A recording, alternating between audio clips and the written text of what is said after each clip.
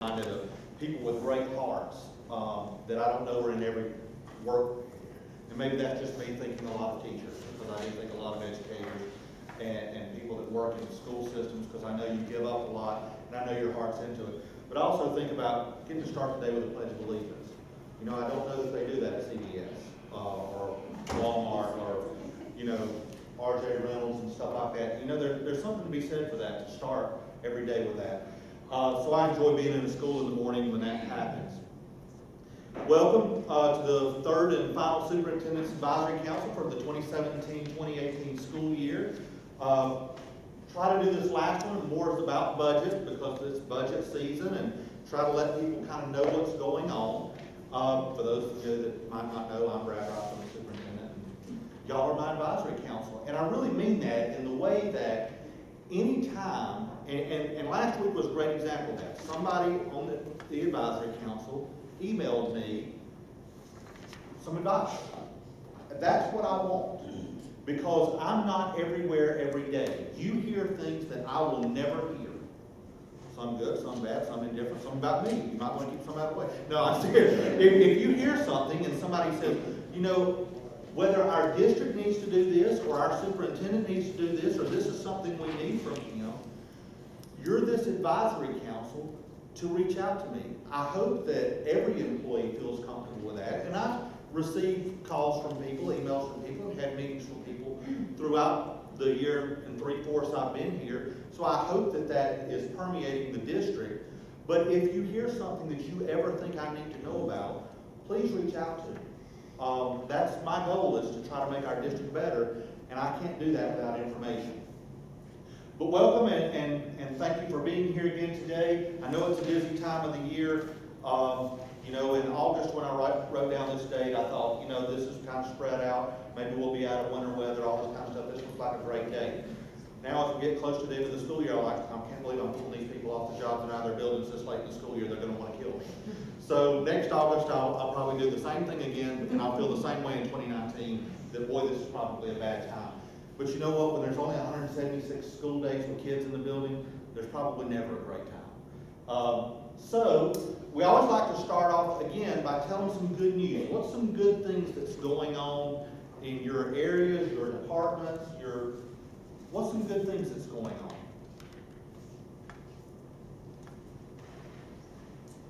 Our PTO, Hot Springs, is funding the new buzzer signal and everything for the backboards also, which is a great asset for the teachers and the students coming in and off the playground.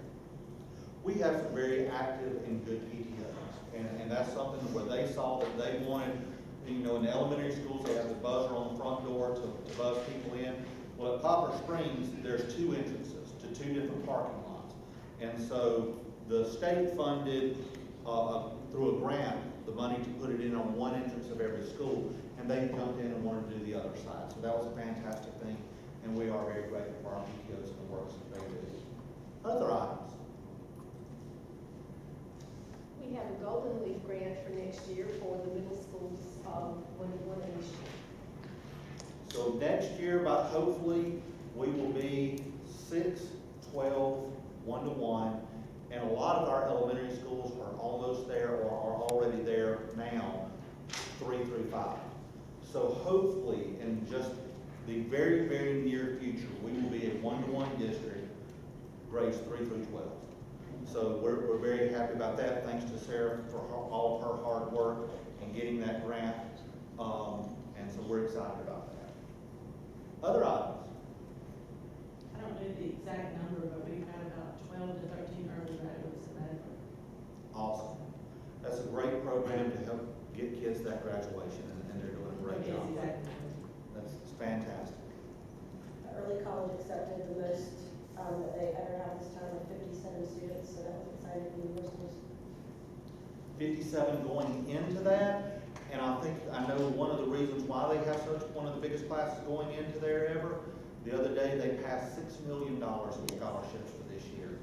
Time Hop popped up on my Facebook from last year when I was bragging about the early college for having about $3.5 million in scholarships.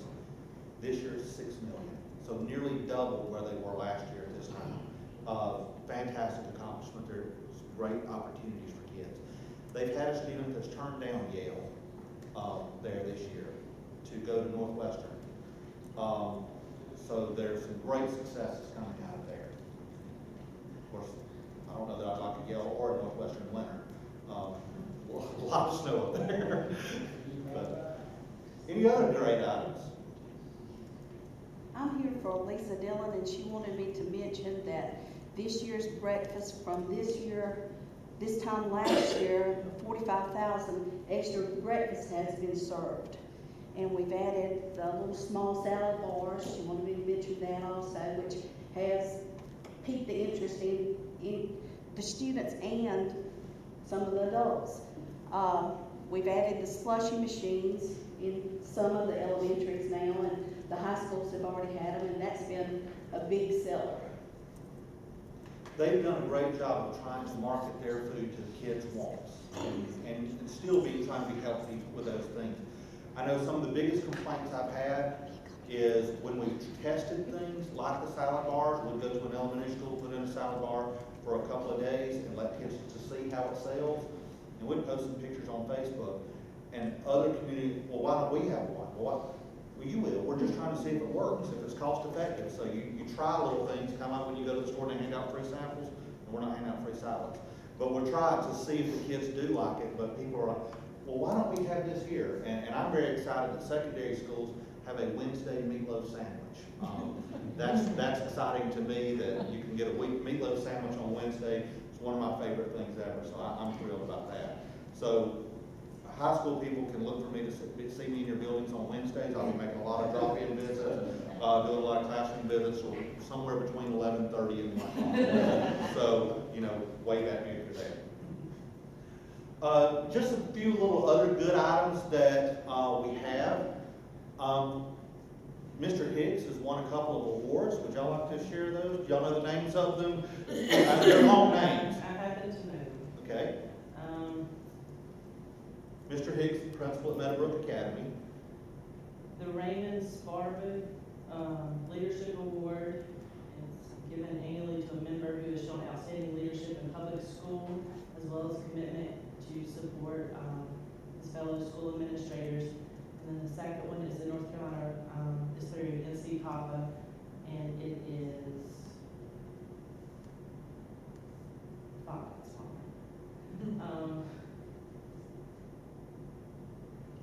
If you butcher the name, we don't know any better. Yeah. well, I'm just trying to find the second one. The second one, the Ralph Kimmel Award, that is for an educator who has made a lasting contribution to the profession of education. And so Mr. Hicks will be retiring this year, and he's kind of going out collecting a little hardware, which is very nice. That we've recognized the great work he's done in Stokes County Schools for years now. It's nice that statewide he's being recognized for that work as well. Also, I've heard that the valedictorian at NC State University is in a couple of weeks when they have their spring commencement ceremony is a Stokes County alumni who was second in their class when they graduated high school, so they went with less competition at NC State and got first. So there must have been a great competition that year that they finished second here. We've also had several great scholarship opportunities. A student from North got the Horatio Alger, I'm guessing, hopefully nobody knows the difference if that's pronounced Alger or Alger, scholarship. Got to spend a week in DC, got a laptop bag, different things, a lot of different swag bag, if you will, including a $1,000 check. It's a $25,000 scholarship. So it's fantastic. We've had two Goodnight Scholar winners at the early college. A lot of great things going on in Stokes County Schools, and I'd like to share those things because sometimes when you're out and about, somebody says, wow, we're just Stokes County Schools. No, wow, we're Stokes County Schools. And there's a lot of great things going on here. So thank y'all for sharing that. I didn't put this on the agenda, but I should have. Are there concerns that you would like to share? I know, like I said, this is a time that I also want to hear from you. Are there concerns that you're hearing about that we need to take a look at and possibly address?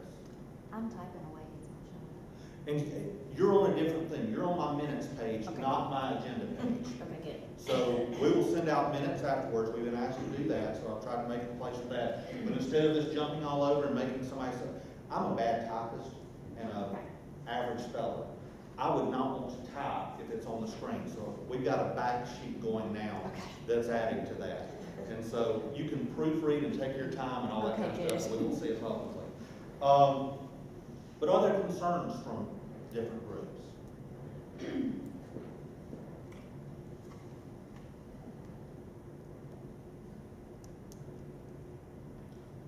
Y'all want me to give you one? There's gonna be a new grade book program. We're going through training now, we're getting teams trained, so we got really good at it, so now we're gonna do something different.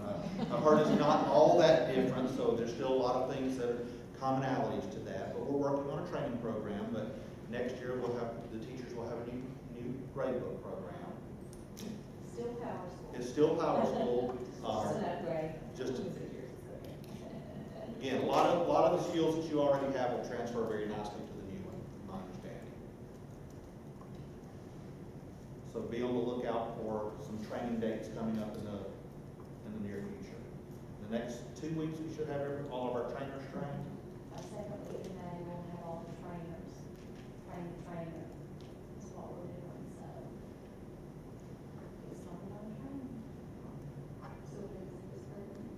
It's, Power School, it's, right now it's, just called Grade Book, but now it's gonna be Power Teacher Pro, PTP.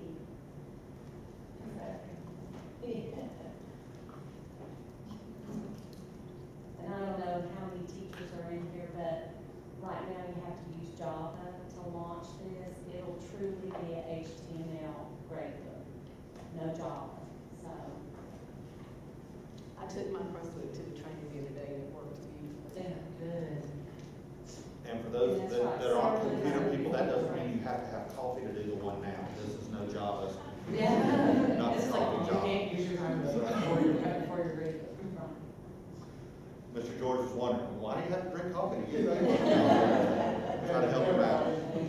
Yes, ma'am. So on the SEAU side, this is good news and very concern. I don't think it's a very concern for our county, because of the numbers that we have here. But, we are gonna have an advocacy day in Raleigh on May the 16th, which is the first day of legislative session, the first, for the new session, for the short session, where there'll be a march from NCAA building to legislative building, and then we'll meet with our legislators, with Kyle Hall and Berger when we get there, and then we'll have a rally for students. So it's all the concerns like following feeling tunnels and, and different things in the state that we have with our appropriate spending, which is about $3,000 lower than it was pre-recession. Teacher pay, longevity pay, retirement, health plans, those kind of things are the concerns that we're bringing up. And if anybody has anything else, just shoot me.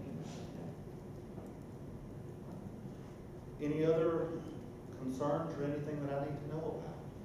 I have a concern about, Forsyth Tech taking over our AP classes, kind of taking that out of the hands of our teachers. I don't know, I feel like it's taking us away from our students and, not putting a lot of faith in our abilities as teachers to meet the needs of those students. And it's gonna hurt our numbers. And being online, it doesn't even, they do their online stuff, it doesn't get them the safety we depend on. Right, and some of them aren't online. But, you never know what you're gonna get when it's, I feel like we do a really good job of teaching our upper level kids, and I hate for that opportunity to be taken away from us. Have our secondary director here. I'm sure we can have some conversations about pros and cons, but certainly take those concerns into account. Other items? This is the stuff that we need. Again, if a lot of times we might seek information, but sometimes we make decisions in silos. And and we need to know how it affects groups. So again, I just challenge you as you hear things, and you may not want to do it in a public forum with a video camera running, but I realize you're a representative. And so, you know, if someone's here from bus driving, and we have 80 drivers, if she has 6 complaints, I'm not gonna say, boy, she's a disgruntled employee. No, she's just heard from people, and she's representing that. So you don't have to worry about that, but if also at the same time, if you feel like you would rather email me or let me know. We want the feedback as we make decisions. All right? Well, let's get into our agenda a little bit today. First of all, I wanted to, as it's budget season, I wanted to let you know kind of what we have done. In our capital budget last year, trying to think, was that up north or here? I think it was here we talked about budget last year at this time of the year, or middle time of the year. We were talking about the budget, and we were talking about some items that we wanted to do. Well, sometimes we don't do a great job of communicating to you what does get on the list. So I wanted to share with you what we've accomplished so far this year. As most of you know, we do have air conditioning now at North and South Stokes in the gymnasiums. It's about a 50-year project that got completed in a few weeks once we got the money for it. So it's nice to have that. We do schedule money for emergencies, and we do have those at times. If, you know, an air conditioner breaks, a boiler breaks, something like that, we have to have money. So when we get our capital budget, we do designate money around $100,000, anywhere $50,000 to $100,000 a year for emergencies. And it's rare if all that doesn't get gone. And I know that sounds like a lot of money when we look at our house and we think, well, if we have $5,000 or $10,000 a year in a budget for emergencies, if an air conditioner breaks or your water spigot freezes in the winter or something like that. But when we have 19 facilities and you think of all this different stuff we have, $100,000 doesn't go a long way for those. And we buy really expensive parts when we have to fix things. A water heater and a boiler are two totally different things. When you can get a water heater for $500 or $600 and a boiler is $50,000 to $60,000. So, but we do keep that for emergencies. At South Stokes, the media center and auditorium building, we replaced that roof there right before all the good rains hit this spring. The maintenance department does playground. It's called fall protection. It's mulch under the swings, so that when kids fall out of swings, and my son fell off the playground equipment, we ended up in the ER last year when he was in 5th grade. That helps break that fall. If that happens, kids do fall. I asked him, I said, what'd you do? He said, well, I jumped, and then I ended up out flat, and then I hit the ground. Kids aren't always the most agile things in the world, and so his awkwardness caught up to him, and we ended up in the ER that day. Well, this tries to help prevent some of that. So we spread mulch at our playgrounds. We're on a schedule with that, and we budget money for that every year. We did buy new burners for north and south boilers. They had some boilers that the burners were bad in them, and so we were able to do some carryover funding to try to get a better rate of buying 2 of them at the same time. Those are expensive items. The bids have been awarded for those two. Well, this is burners. We've got boiler replacements that have been awarded now. But yes, this was the boilers back during the burners back during the fall. At West Stokes here, 18 years old now. We think of this as a new building, but the school could graduate this year if it was born. If a kid was born when the school opened, they'd be graduating this year. So it's not a new school anymore. The bathrooms, the flush valves were needing repair, and so they've been going through repairing all of those. We scheduled in the budget this year for half of them to be fixed this year, and they were, and now we're working on another half, which I'll get to in a minute. At Southeastern, they replaced the shingle roof on the main administrative building. Maintenance had some very old vehicles with 250, 350,000 miles, rusted out, holes in the floor, transmission problems. We did replace 4, I believe, maintenance vehicles this year. And so if you've seen those vans going around, we're able to get to where we need to be. It's kind of funny when this happened back during the fall, and we're waiting on the bids to come in.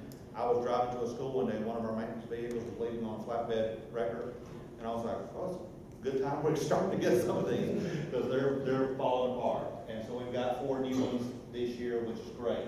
Transportation, the fuel trucks that we have that will drive around and gas up our buses, there were older, bad-looking, rusted-out floorboard type vehicles. We didn't buy new ones for that, but we have painted them and repaired them, and they, you know, other than the body shape, look like new vehicles now. So, and they've done a great job with that. We did budget for 2 of those. One of those has been done, and I'm going to get to in a minute projects that aren't yet completed, and there'll be another one on there because we did one and we're waiting to got another one started now, I believe. We refinished the gym floors, the wood gym floors at the secondary schools, and most of those have already been completed. We have 2 left to do this summer. Those schools wanted to wait. We replaced the bleacher seats at North Stokes High School, and part of their air conditioning project, they had some of those plastic seats that were busted off, and it used to get me every time I go to a game up there. I would say, oh, there's some seats against the back wall, which as you get older, you think you can lean against a brick wall. That's the prime seating for a basketball game if you're going to be in there for 3 hours. And I would see some empty seats against the wall, and I'd say, well, that's where I'd get up there, and there was nothing because the seats were broken. And I said, well, now I know why there's nobody sitting here. And so we've got those replaced, and it looks really good in there. West Oaks out here, they had some drainage problems off the side of the building when you're driving around to the student lot, big ruts in there. It looked bad, and it was also kind of dangerous because when it snows, a lot of times we'll have kids up here sledding. Well, it looked like it was fine until that sled hit the bottom, and then you hit this crater and stuff, and so it potentially was unsafe as well. And so they've got all that filled in now, got the drainage pipes in there to make that flow, the steel grates so everything can go through there, and got the grass seed sowed on top of that, so that's going to be a lot better situation too. Has sinkhole issues at Southeastern. We got those repaired. Again, a safety issue.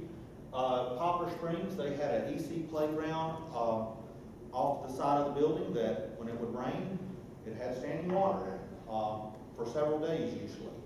And so we've got that drainage issue fixed so that as soon as it quits raining, kids can get back out there and play. South Stokes, they had some drainage issues on their long sidewalk between buildings where it would rain, water would run over that, and mud would get all out there, and then it would trap mud in the building and all that. We've got the new French drains off to the side of that, and there's been some hard rains this fall, and I've gone over a few times during those, and now you might have a little leak in the awning every once in a while that causes a little puddle, but it's not the same problem we had. So we got that taken care of, so that's a lot better. There was a playground drainage issue at King. We've got that fixed as well. Again, mud was covering the sidewalk and all of that, so new grass is on, and that's taken care of with some little curbing items and things. North Stokes was to replace 2 heaters in the field house. I should have taken that off. That's still on the to-do list. We've got that, I think, bid out now, but it's not completed yet. Got some new cafeteria tables. Some of our old ones were causing some workman's comp claims because they weren't folding like they should. It's supposed to be a one-person job to move them up, and we were having people getting injured on some older tables that were not working like they should have been. And so we got some of those repaired, got some new ones, and got rid of the old ones that were causing problems.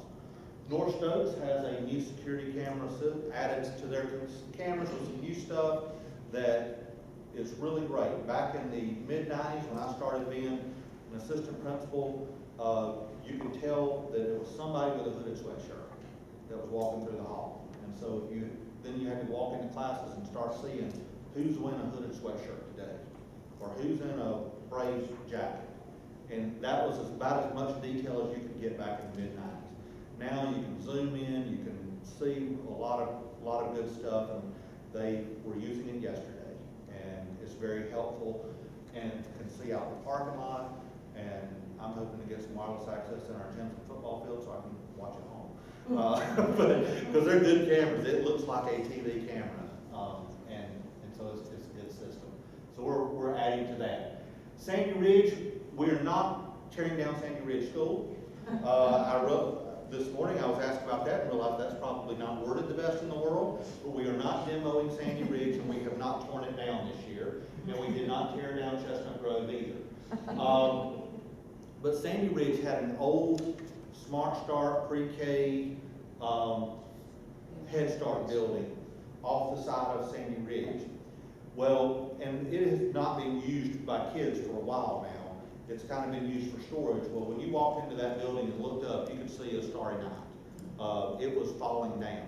And in fact, some of the walls were leaning toward the playground. So the concern was that it would fall down and hit the playground. If that happens during the day, we know what kind of a safety issue that could be. So that building now has been demoed, and so that safety issue is taken care of.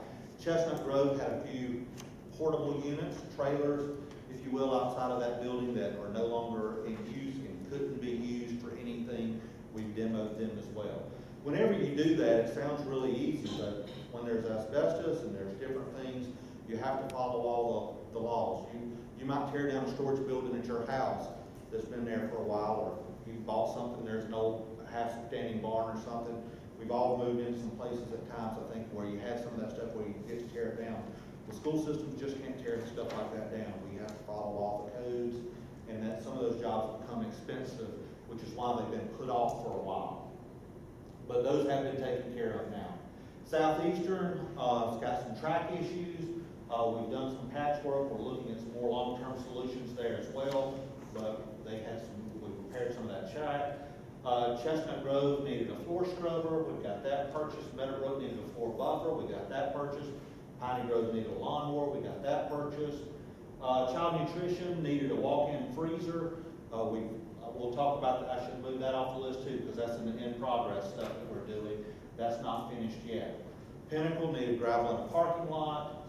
London, in the gym, they had these windows which the sunlight would come in, made it hard when you had assemblies, heated it up. So we painted those. It had old paint. It was starting to peel and tear up. It was looking bad. All of that's been repainted now.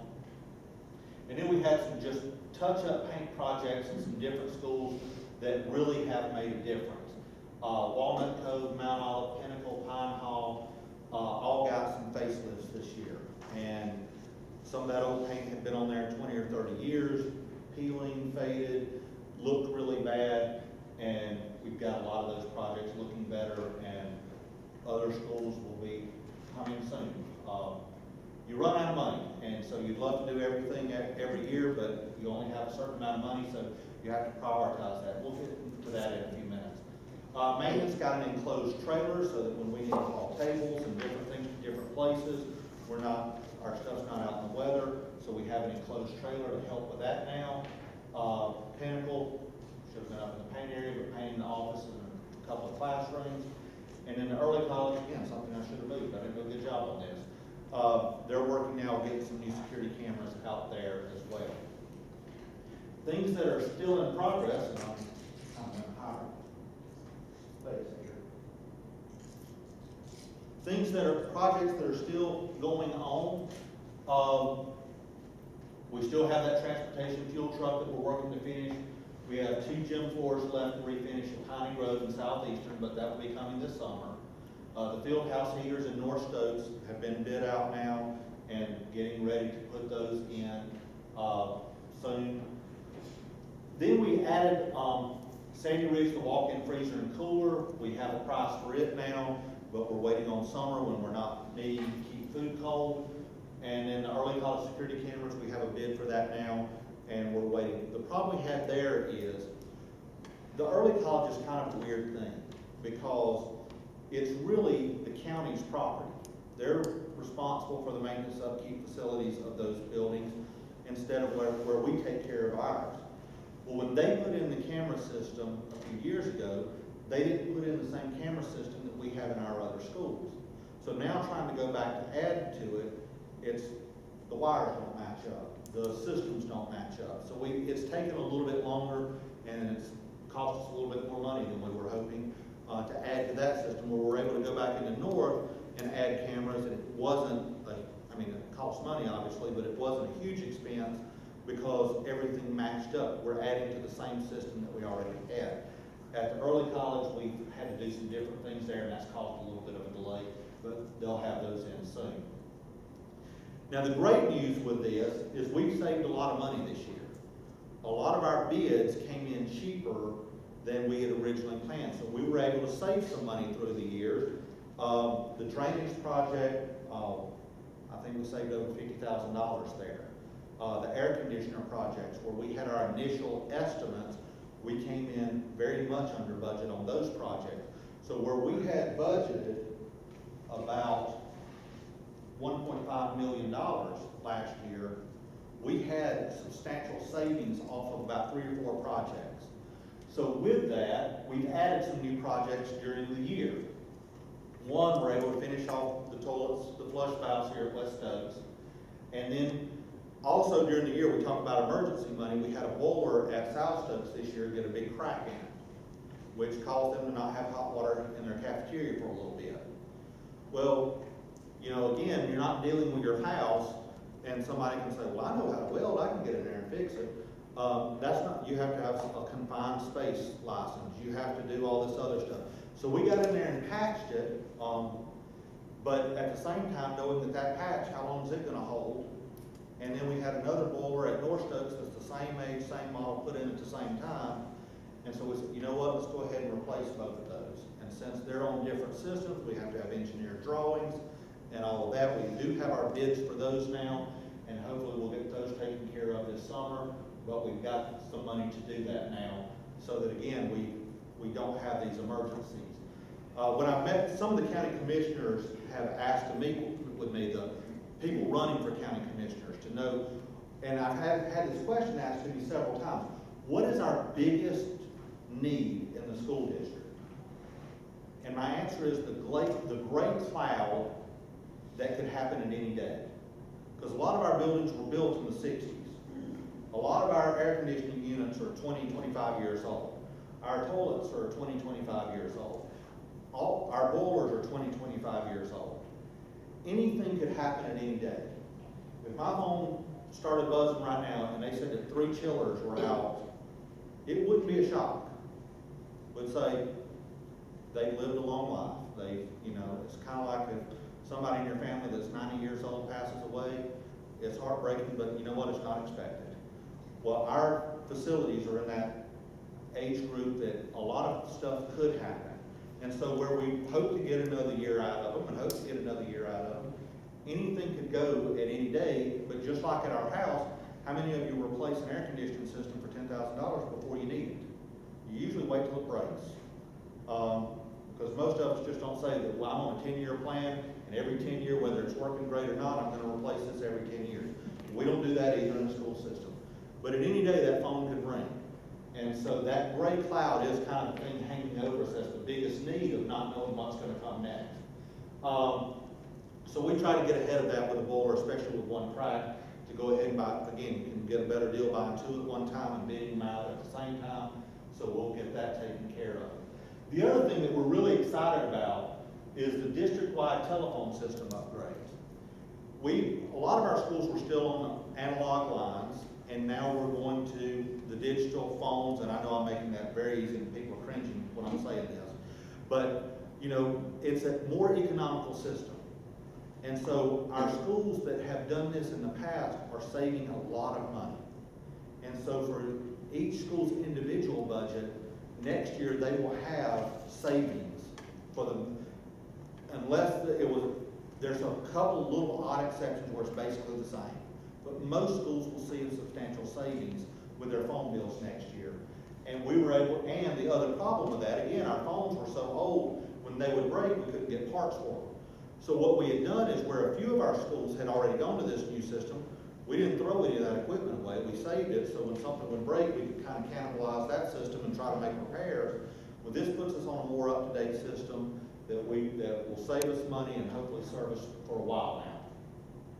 The other thing that we're able to do is, talking about school security and safety, is, you know, several years ago, the state dedicated money for the AI system in the schools, which is the buzzer system at the elementary schools. When the door's locked, you have to go push the little button, the camera comes on, they see you, and buzz you in. Well, the They provided money for that in a grant for elementary schools, but they didn't for the other schools. And part of that has to do with high schools are just different.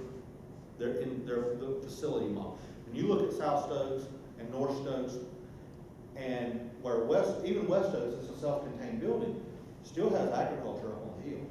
So kids are coming back and forth during the day, and they're not walking around to the front office.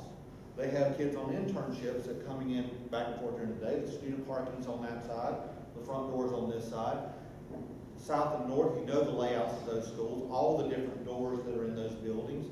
It doesn't make sense to have just a buzzer on the front door because, okay, well, let's walk in any of the other 19 doors that's on this campus.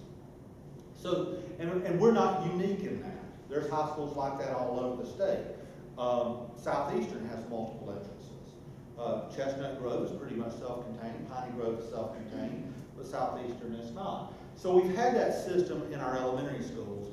Well, especially after the events of this winter, it's time to make some more improvements. So we've had some of this money that we have, so we're able to put those in the middle schools. I know it's completed in 2 right now, or all 3 now? All 3 now. All 3 are now? Maintenance and bus garage. Maintenance and bus garage, we did that as well, thinking about those where there's times when pretty much everybody's gone except for the person working the desk, and trying to look at safety and security of all of our people, employees. You know, we say things about student safety, but employee safety is important as well. And so we looked at how can we make all of this better. So we've got it in maintenance, the bus garage, and at our middle schools. We are when you look at new items too, we're looking at the door locks and camera systems at North and South Stokes. We know that's going to be more of a challenge, but we are working on that. Will that be taken back to the elementary? I'm McKinney Elementary. How many doors are there? Well, right now, those other buildings have their doors locked, and we have to go back and forth. We're looking to see what we can do, but some of this stuff, when you start saying $5,000 a door, it starts adding up to a lot. And so usually in the elementary school, they're moving with teachers, which helps with that because they have their keys. It's an inconvenience, but they have their keys. In a high school, it's a lot different. So we're going to come back and look at our other schools later, but right now we're trying to get all of them with something. And so then after we get that, we can go back and reassess our other schools and see what we can do. But right now we are looking at North and South. We've had meetings with the principals. They've come out to the schools to see what is available.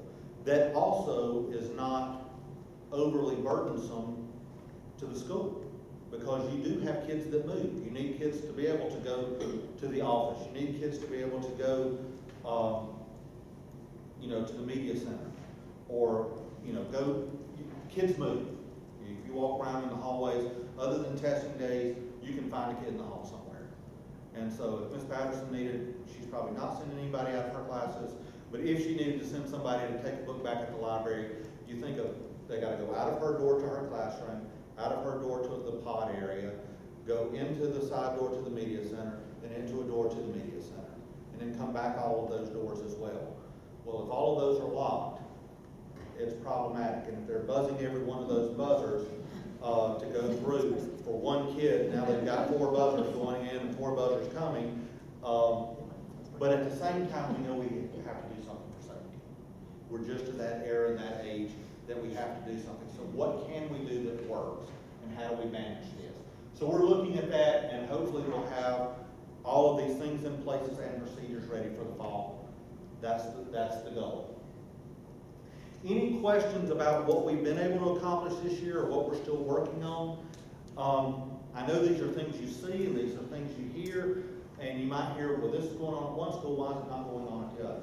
Also, Meadowbrook now has a metal detector, where, with their population of students, safety is a concern because there's a safety issue at another school. They go to Meadowbrook. We did put a metal detector there in their little lobby area, so before they can come in from the exterior door and go into that other area, they do have to pass through a metal detector now. I went through it the other day, found out that my dress sheets had metal in them. after I was frisked for about 10 minutes. I was not down to my skivvies, but I was close. I had the jacket off, I had the belt off, I had the watch off, I had the wedding ring off. I had as much off as I was taking off. I was not going to go any further. And I got patted down after, and they said, just come on out. I said, no. This is the system. I don't deserve any special treatment from anybody else. Go through the process. For one, I want to see what it's like. And so I might have a date for the prom later. I don't know. I got dressed pretty good. But I didn't have anything on me. But it comes up, it's in my shoes. They took the hand one, and it's in my soles of my shoes. There's some metal there. And so, you know, it's very thorough and not that great system. Now, that whole process, when you hear people talking about all of our schools need to have metal detectors for everybody to enter every day, what, about 10 minutes that day? 10 minutes for one person. West Oaks High School has close to 900 students. Think about that coming in every day. How many stations you would need to have that, and where you would need to do this, and how much personnel you would have to devote to that to make happen. At Meadowbrook, population and size it works. Now, does it take them longer to get in the building than it used to? It does. But it's not unbearable. To do this at North Stokes, South Stokes, West Stokes, Chestnut Road, these bigger schools, again, Piney Grove might not be, Pine Hall might not be that big of a deal with, 145 kids, but it's still going to take time. But we have to look at what's safe and what's reasonable, and so we try to weigh all those things out. So with that, talking about the budget just in general, we basically, and again, I know I make this very simplistic and make people cringe, we basically have two pots of local money. We have state money and federal money, but I don't really talk to that a whole lot to other groups. But when we have local money, it basically goes into two pots.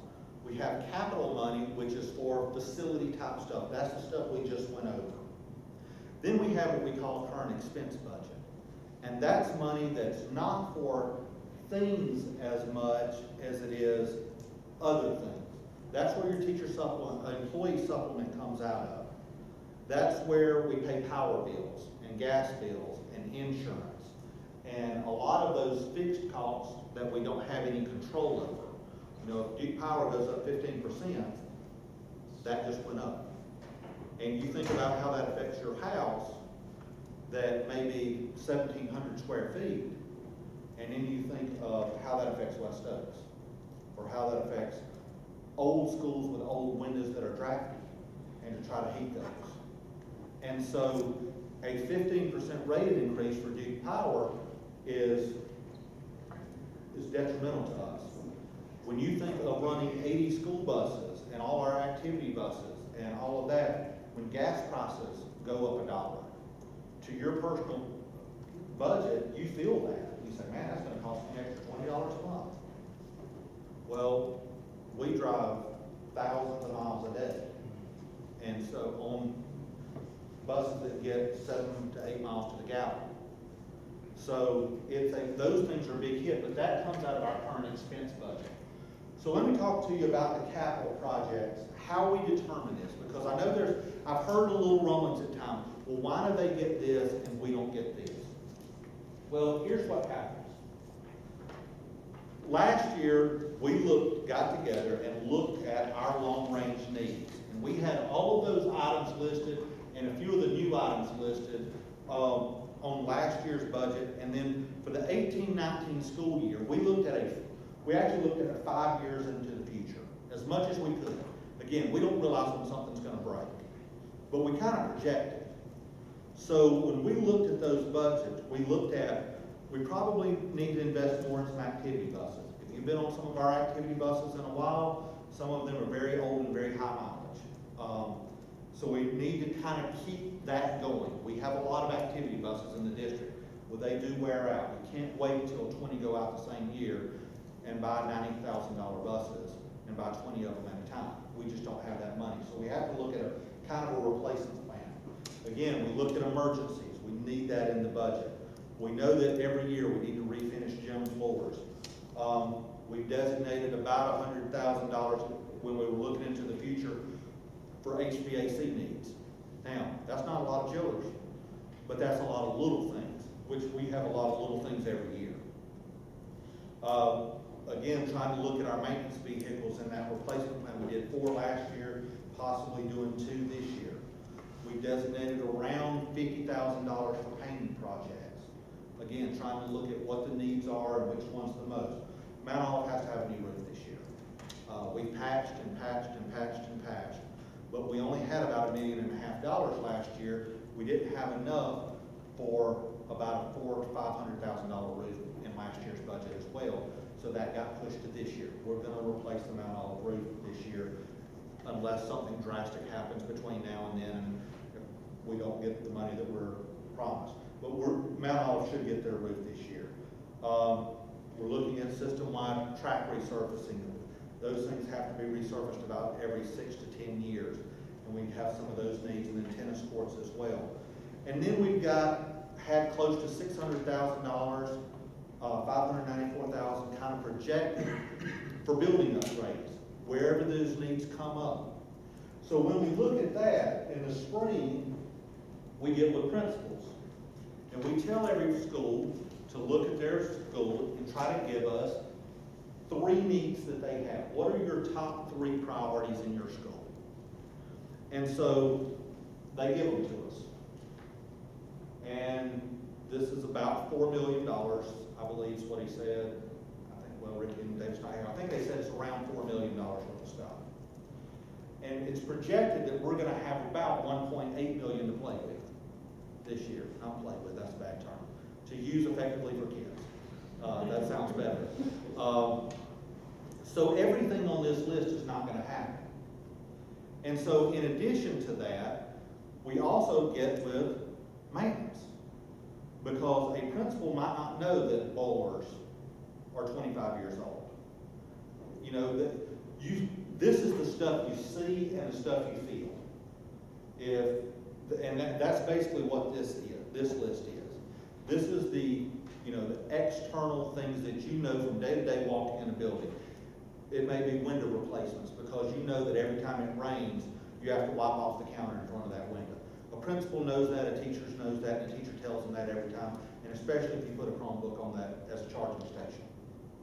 And so we know those things happen. But what a principal might not know is the pipes for the boiler system that are running underground in the school are 30 years old and are starting to get brittle, and we might have to replace those as well. So we also meet with maintenance, and we get those things as well. So we have the principals submit their list, maintenance brings their list, and then we try to look at what's the most critical need and try to prioritize those. And that's how we came up with our list for last year, and this is how we move forward every year. And we try also to say, when do projects happen? Because I've had some people say, well, you had the money budgeted, why didn't you do all of it by October? Because the money's there, spend it. Well, you can get a better rate on roofs if you do them in the fall rather than if you do them in the summer. Because when does every school district want their roofs done? In the summer when it doesn't affect anything. That's when every school district wants that. So when Forsyth County and Guilford County and Davidson County and Surrey County call a roofing company for bids and they're bidding out 20 jobs, they can raise the rates up because supply and demand.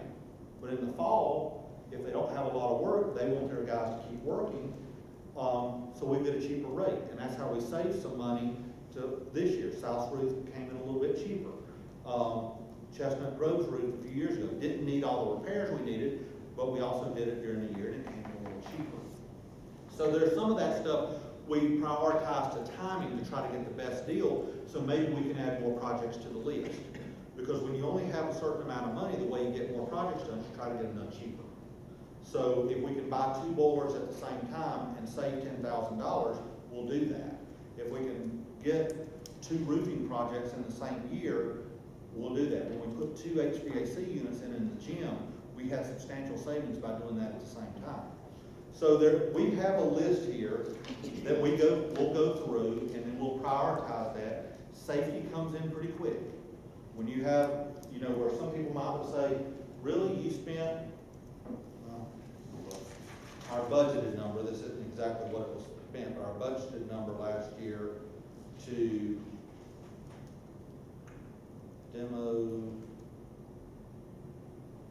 the Head Start building. We budgeted $17,500 for that. And there might be somebody that would say, you paid $17,000 to tear down a building? Well, if that wall falls on kids, it's worth $17,000. And so we have to look at those things that are safety issues first. And it's kind of like when you're about food, shelter, and clothing, and insurance kind of come in there first. We try to look at those, how do we meet the base needs first, and then how do we get the niceties? And I've had some people say, well, what about the air conditioning units? To me, that's a safety issue. When you've got graduation, PE classes, volleyball games, going on in gyms that are 95 to 100 degrees, that's a safety issue. And you can say, well, in the 50s, in the 60s, when they built these buildings, you know, we were fine. Yeah, it was a different kid. They were hauling hay and cutting tobacco and all that stuff, wearing long sleeve flannel shirts in the summertime. They were conditioned for it. And there were no air conditioning in cars, no air conditioning in houses, and you get conditioned for something. Well, nowadays our kids are wearing shorts and t-shirts and air conditioning, not doing anything, except they got the strongest thumbs in the world. With that kid, you stick them in a 95-degree gym, and you have elderly coming to graduations. Those are dangerous situations. So air conditioning moved to up on our list for those things. So that's kind of how those things happen. Any questions about that? Okay. Well, our current expense budget, the last two things and we've talked to different groups, and Ms. Moore and I haven't sat down to prioritize our list. So I don't want to get in the weeds yet, because we've got to get in the weeds, and then we've got to share that with our Board of Education. But I think it's safe to say that two things that we have to look at is, one, we hear about the class size report that, again, just so that you know, they have extended the same rules this year to the K-3 class size as we had last year, or in this current year to next year. I'm already kind of in the future. That you cannot have more than 23 kids in a class. So, at K through 3. At K through 3, they cannot have more than 23 in the class, and that's legislative. So if there's 24 kids show up at Sandy Ridge in kindergarten, we have to do something. We either have to add another teacher and break it down into 2 classes, or have combo classes, where it would be a K1 combo. But we have to make those budget decisions. The state funds us for a district. And so if they're funding us 1 to 17 kids, and there's 170 kids in all of Stokes County in that grade level, we'll get 10 teachers. But they don't come in groups of 17. If you have 24 at Sandy Ridge and 12 at Pine Hall, are you going to make those drive over here so we can get them balanced out? No, we have to make it work in our buildings. So there may be some of our current expense budget that has to pay for extra teachers to keep us under the class size allotment. So that's something we definitely have to look at. And we have looked at what our projected numbers are next year, and we've got it where it will work. But we've got to look for the budget implication on that. So there may be some of that that has to go into it. There will be some of that that has to go into it. The other thing is that my recommendation to our Board of Education is at least getting the employee supplement back to a full 4%, at least. Now, there's a lot of, this is an election year. A lot of people want to be heroes, if you will. So there's a lot of talk and generating support for this. I'm not sure that our county, that our budget, our school board might not go above that. We have given them projected numbers of what it would cost. Just so you know, that based on our current salaries today, that if we went to the full 4% supplement, would take an additional $185,000 just for the supplement piece. But when you add retirement and Social Security, because those would all go up as well because you're getting more money, it would cost about $233,000 to get our employee supplement for all of our employees up to that full 4%. This says teacher supplement, he's talking It is. about. It's an employee supplement. Classified You're right, I supplement. messed that up. Yeah. Employee supplement. I had to lecture with my staff the other day. We've got to call this the employee supplement. 4 days later, I write down teacher. It is the employee supplement. If it went to 4.5%, it would take an additional $436,000. If it went to a full 5%, it'd be $640,000 roughly. So that's what it would take to go get us to our full 4, a 4.5, or a 5% supplement.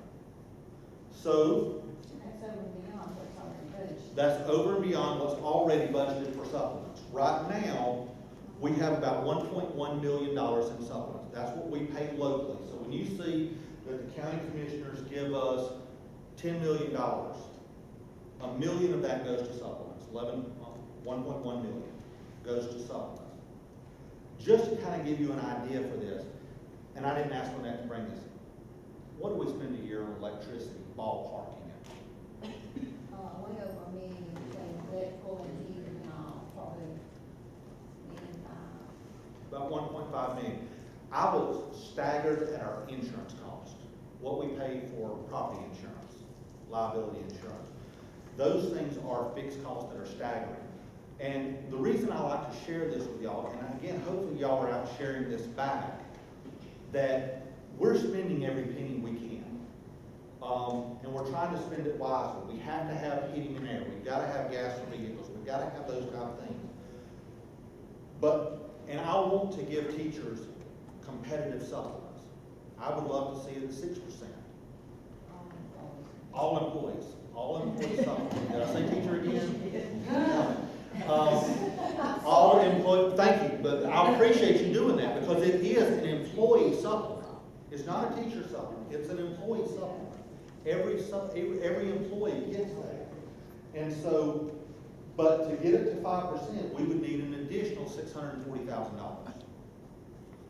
And so, election season's right around the corner.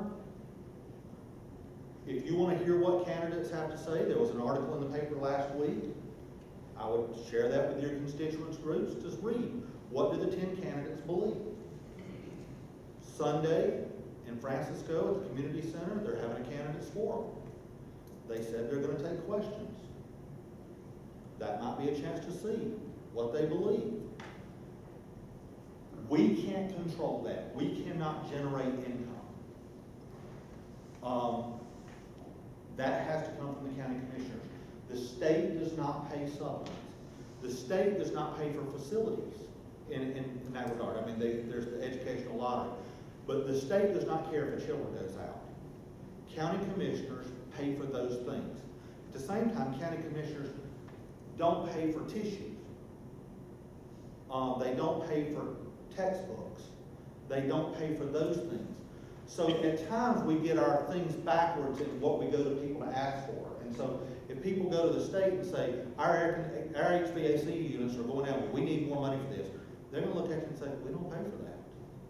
I mean, that's like going to Waffle House and saying, but my pants, I need new pants. We don't sell pants.